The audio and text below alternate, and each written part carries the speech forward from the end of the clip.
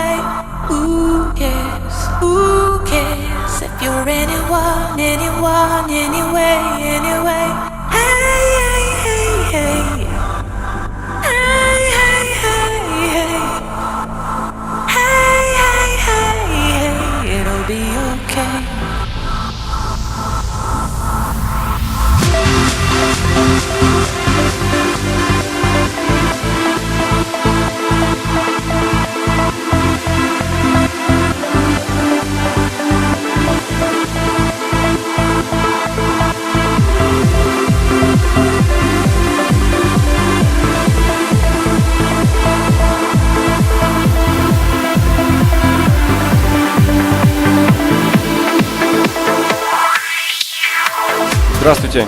Хотел поинтересоваться у вас, как пришла идея сделать первый фитнес-фестиваль? Добрый день.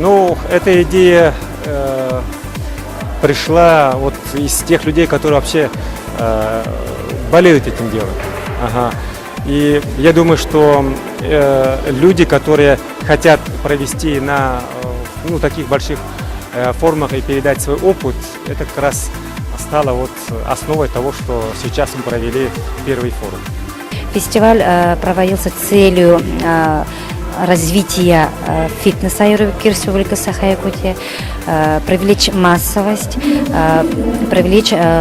к здоровому образу жизни.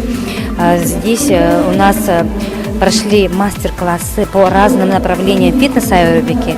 Это у нас классическая аэробика, хип-хоп аэробика, латино, йога, детский фитнес разных возрастов. Приняло очень много участников, около 400.